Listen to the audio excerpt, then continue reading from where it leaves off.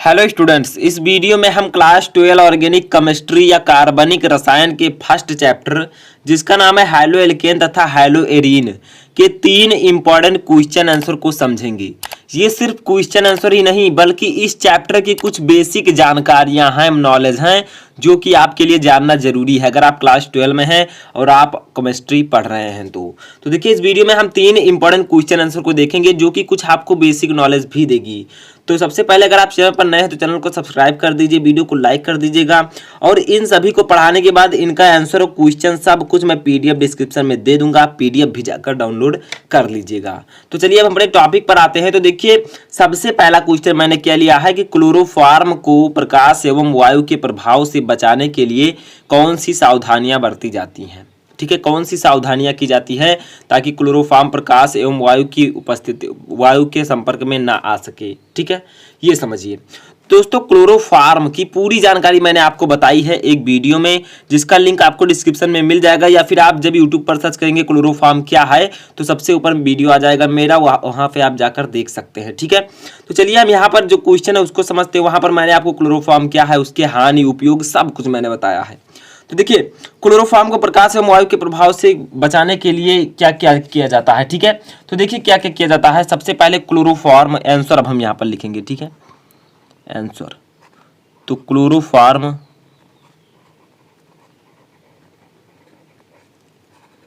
ठीक है, क्लोरोफॉर्म जिसका फार्मूला भी यहाँ पर जान लीजिए आप CHCl3 होता है। इसका दूसरा नाम है ट्राइक्लोरोमेथेन। ठीक है, 3 क्लोरीन है, ट्राइक्लोरोमेथेन। तो देखिए क्या है, क्लोरोफॉर्म को रंगीन बोतलों में, ठीक है, को रंगीन बोतलों में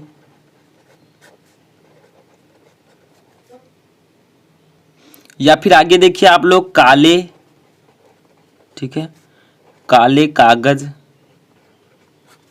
में लपेट कर ठीक है, और या फिर आपको जो है अंधेरे में 1%, ठीक है, 1% एथिल अल्कोहल जिसका फार्मूला होता है C2H5OH, 1% एथिल अल्कोहल की कुछ बूंदे, ठीक है, कुछ बूंद मिलाकर रखना चाहिए।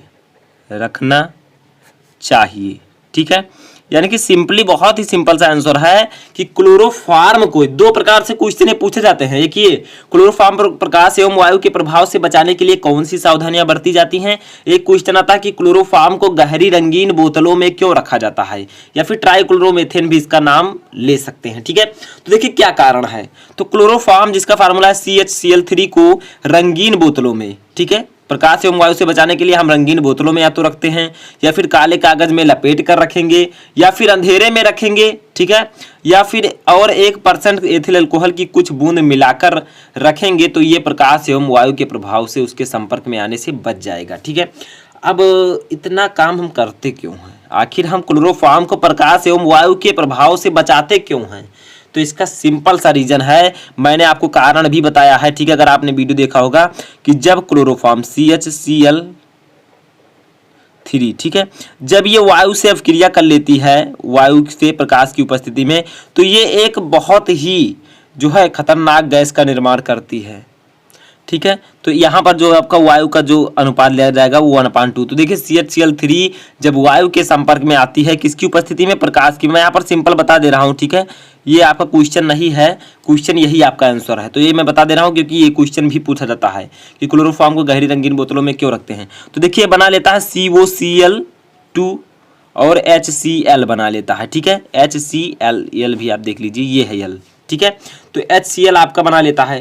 तो देखिए क्लोरोफॉर्म है जब वायु से अवक्रिया करता है प्रकाश की उपस्थिति में तो ये बना लेता है फास्जीन गैस, जिसका फार्मूला होता है COCl2 जो कि एक जहरीली गैस है या विषैली गैस है। ठीक है, इसीलिए हम क्लोरोफॉर्म को गहरी रंगीन बोतलों में रखते हैं। ठीक है। इसीलिए हम क्लोरोफॉर्म को प्रकाश एवं वायु से बचाते हैं, क्योंकि ये अब वायु से अभिक्रिया करके प्रकाश की उपस्थिति में फास्जीन गैस बना लेती है। समझ में आया? तो ये कारण अब आप कभी नहीं भूलेंगे अगर अच्छे से पढ़ लेंगे तो। उसका PDF भी आप लोग जाकर डाउनलोड कर लीजिएगा। दूसरा देखिए, ये क्वेश्चन है इंपॉर्टेंट और है आपके NCERT बुक का। NCERT बुक उठाएंगे तो ये क्वेश्चन आपको मिल जाएगा। क्या है? निम्नलिखित यौगिकों को क्वथनांकों के बढ़ते क्रम में व्यवस्थित कीजिए। कुछ यौगिक दिए गए हैं जिन्हें हमें इनके क्वथनांक के बढ़ते क्रम में लिखना है, ठीक है। तो देखिए, फर्स्ट है ब्रोमोमेथेन, दूसरा है ब्रोमोफार्म, क्लोरोमेथेन, ड्राई ब्रोमोमेथेन, ठीक है। ये आपका फर्स्ट है। सेकेंड है 1 क्लोरोप्रोपेन, आइसोप्रोपिल क्लोराइड और 1 क्लोरोब्यूटेन। तो देखिए, सबसे पहले हम फर्स्ट वाला सॉल्व करते हैं। तो यहाँ पर हम लिखते हैं क्वथनांक का बढ़ता क्रम, क्वथनांक का बढ़ता क्रम। अब क्वथनांक क्या है? क्वथनांक है कि जब किसी द्रव को हम उबालते हैं, ठीक है, तो वो जितना ज़्यादा वाष्प में परिवर्तित होगा उतना उसका क्वथनांक होगा। तो देखिए, क्वथनांक का बढ़ता हुआ क्रम, ठीक है। तो देखिए, सबसे पहले हम इसका लिखेंगे ब्रोमोमेथेन, ब्रोमोफार्म, क्लोरोमेथेन, डाई ब्रोमोमेथेन। तो हमें बढ़ता क्रम लिखना है, तो ऐसे बढ़ता क्रम लिखेंगे तो सबसे पहले सबसे कम क्वथनांक वाले को लिखेंगे। तो सबसे कम क्वथनांक जो इसमें होता है वो होता है क्लोरोमेथेन का, क्लोरोमेथेन, ठीक है, सबसे कम। इससे ज़्यादा किसका होता है? इससे ज़्यादा आपका होता है ब्रोमोमेथेन, ब्रोमोमेथेन। अब इससे भी ज़्यादा किसका होता है? तो इससे ज़्यादा आपका होता है डाई ब्रोमोमेथेन, डाई ब्रोमोमेथेन, ठीक है। और सबसे ज़्यादा जो आपका होता है वो होता है ब्रोमोफार्म का, ब्रोमोफार्म, ठीक है। समझ में आया? तो आपके पास फर्स्ट जो क्वेश्चन था इसमें 4 जो है कंपाउंड दिए गए थे, ब्रोमोमेथेन, ब्रोमोफार्म, क्लोरोमेथेन, डाइब्रोमोमेथेन। इनका हमें क्वथनांक का बढ़ता हुआ क्रम लिखना था। तो सबसे कम क्वथनांक किसका है? क्लोरोमेथेन का। सेकंड पर उससे ज़्यादा ब्रोमोमेथेन, उसके बाद ज़्यादा डाइब्रोमोमेथेन, सबसे ज़्यादा ब्रोमोफार्म, ठीक है। तो देखिए, ये सबसे कम, उससे ज़्यादा, उससे ज़्यादा, उससे ज़्यादा, यानी कि बढ़ता क्रम आपका यहाँ से यहाँ तक है। तो क्वथनांक का बढ़ता क्रम इस प्रकार से आप लिखेंगे। NCERT बुक में क्वेश्चन है, ठीक है। दूसरा देखिए, दूसरा भी हम यहाँ पर सॉल्व कर देते हैं। दूसरा क्या है? 1 क्लोरोप्रोपेन, आइसोप्रोपिल क्लोराइड और 1 क्लोरोब्यूटेन। इन तीनों में सबसे कम किसका, सबसे ज़्यादा किसका है? आपको क्वथनांक का बढ़ता क्रम लिखना है। तो यहाँ पर भी हम लिख देते हैं क्वथनांक का बढ़ता क्रम। पर इसको लिखने से पहले मैं थोड़ा सा कारण बता देता हूँ, ठीक है। कारण जानना भी आपके लिए ज़रूरी है। तो क्या कारण है कि क्लोरोमेथेन जो है सबसे कम क्वथनांक इसका है, ब्रोमोफार्म का सबसे ज़्यादा है? कारण क्या है? कारण सिंपल सा है कि आणविक द्रव्यमान बढ़ने से क्वथनांक बढ़ता है, क्वथनांक बढ़ता है, ठीक है। आणविक द्रव्यमान बढ़ने से क्वथनांक बढ़ता है, यानी कि जो इसमें मॉलिक्यूल हैं उनका द्रव्यमान इसमें कम है तो इसका क्वथनांक कम है, इसमें ज़्यादा है तो इसका क्वथनांक इससे ज़्यादा है, सबसे ज़्यादा इसमें तो सबसे ज़्यादा इसका क्वथनांक है, ठीक है। तो ये आपका अणुभार इसका कम है तो इसका सबसे कम है, ठीक है। तो आणविक द्रव्यमान बढ़ने के साथ क्वथनांक बढ़ता है, यही इसका कारण है। दूसरा देखिए क्या है हमारा, तो दूसरा हम सॉल्व करते हैं। यहाँ पर भी लिख देते हैं क्वथनांक का बढ़ता क्रम, क्वथनांक का बढ़ता क्रम। तो क्वथनांक के बढ़ते क्रम में हम यहाँ पर क्या लिखेंगे? ये दूसरा है आपका, ठीक है। तो यहाँ पर हमें क्या लिखना है? सबसे कम जो क्वथनांक होगा वो होगा आइसोप्रोपिल क्लोराइड, आइसोप्रोपिल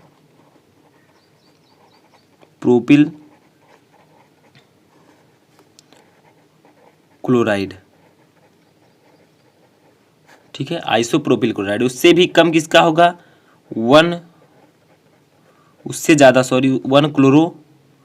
1 क्लोरो आपका प्रोपेन है, ठीक है। ऊपर देखिए वहाँ पर जो लिखा हुआ है यहाँ पर ये 1 क्लोरो प्रोपेन, ठीक है। उसके पहले है आइसोप्रोपिल क्लोराइड सबसे कम, उससे ज़्यादा 1 क्लोरो प्रोपेन का, और सबसे ज़्यादा आपका है 1 क्लोरो ब्यूटेन, ठीक है। तो अब देखिए इसका कारण क्या होगा, इसके कारण में क्या लिखेंगे हम? तो कारण लिख देते हैं।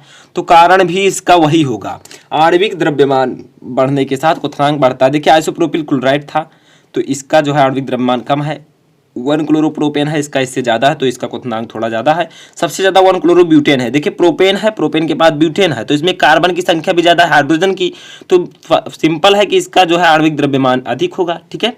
तो इसीलिए इसका सबसे ज़्यादा है क्वथनांक। ठीक है, तो समझ में आया। दूसरा क्वेश्चन आपका इंपॉर्टेंट है, इसका पीडीएफ मैं डिस्क्रिप्शन में डाल दूंगा, आप लोग जाकर देख लीजिएगा। चलिए हम देखते हैं अपना तीसरा क्वेश्चन क्या है।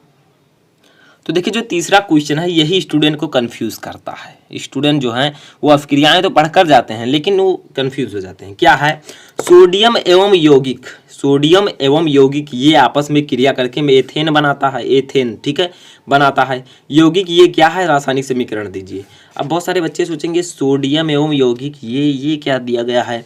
तो अगर आपने इस चैप्टर में स्मिट अभिक्रिया, ठीक है, स्मिट अभिक्रिया, सॉरी स्मिट नहीं है यहाँ पर, उर्स अभिक्रिया, ठीक है, उर्स अभिक्रिया अगर आपने पढ़ा है इस चैप्टर में तो इस रिएक्शन को आप आसानी से कर सकते हैं। अगर आप उर्स अभिक्रिया के बारे में जानकारी चाहते हैं तो मैंने एक वीडियो इस पर ऑलरेडी बना रखा है कि उर्स अभिक्रिया क्या है, इस पर रिएक्शन भी मैंने समझाया, सब कुछ मैकेनिज्म मैंने समझाया है। तो आप लोग जाकर देख सकते हैं, लिंक मैं डिस्क्रिप्शन में नीचे दे दूंगा, वहाँ से जाकर पीडीएफ भी डाउनलोड कर लीजिएगा, इसको भी देख लीजिएगा। ठीक है, और अगर आप सभी अभिक्रियाओं को देखना चाहते हैं, उर्स अभिक्रिया, कार्बिल-एमीन, राइमर टीमन, ठीक है, कैनिजारो, सब कुछ देखना चाहते हैं तो आप उसको प्लेलिस्ट में जाकर मेरे देख सकते हैं। नेम रिएक्शंस का प्लेलिस्ट मैं ऑलरेडी बना चुका हूँ। तो देखिए इसका रिएक्शन हम समझते हैं। रिएक्शन क्या दिया गया है, देखिए सोडियम एवं यौगिक ये आपस में क्रिया करके एथेन बनाते हैं। यौगिक ये क्या है, तो यौगिक ये मैं आपको यहीं पर बता देता हूँ। जो आपका यौगिक ये है वो है CH3I, यानी कि मेथिल आयोडाइड, सॉरी एक कार्बन है, मेथिल आयोडाइड, ठीक है, ये है। अगर आप उर्स अभिक्रिया पढ़े होंगे तो आपको पता होगा। ठीक है, इसमें सोडियम से अभिक्रिया कराई जाती है।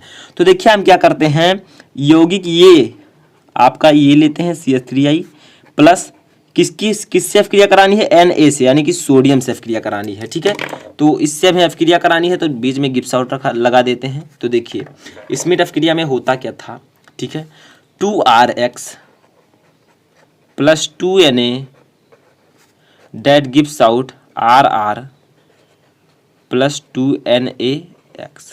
ठीक है, क्या होता था कि 2RX यानी कि 2 एल्किल हैलाइड हम लेते थे। जैसे यहाँ पर CH3I लिया है तो यहाँ पर आगे हमें क्या लगाना होगा, 2 लगाना होगा। क्यों लगाना होगा, क्योंकि ऊपर रिएक्शन में लगा है उर्स अभिक्रिया में। तो देखिए R क्या है, आपका एल्किल ग्रुप है तो एल्किल हमने लगाया, एल्किल के स्थान पर मेथिल। ठीक है, X क्या है, हाइड्रोजन ग्रुप, तो हमने I लगाया, आयोडीन। ठीक है, तो मेथिल आयोडाइड होगा। इसके हम 2 मॉलिक्यूल लेंगे, 2 हमने ले लिया। अब देखिए सोडियम के कितने मॉलिक्यूल यहाँ पर हमें लेने हैं, 2 ही, इसके भी लेने हैं। देखिए उर्स अभिक्रिया में, ठीक है, 2 मॉलिक्यूल लेने हैं। अब देखिए आपका बनेगा क्या, R बनेगा, यानी कि R के स्थान पर हमने क्या लिया था, CH3।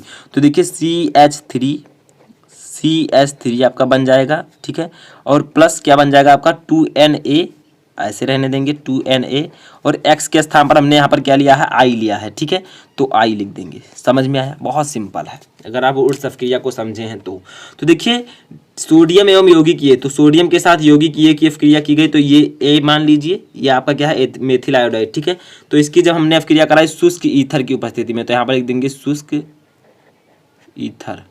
ठीक है, जब हमने अभिक्रिया कराई तो देखिए इसका नाम है मेथिल आयोडाइड, तो लिख देते हैं मेथिल आयोडाइड।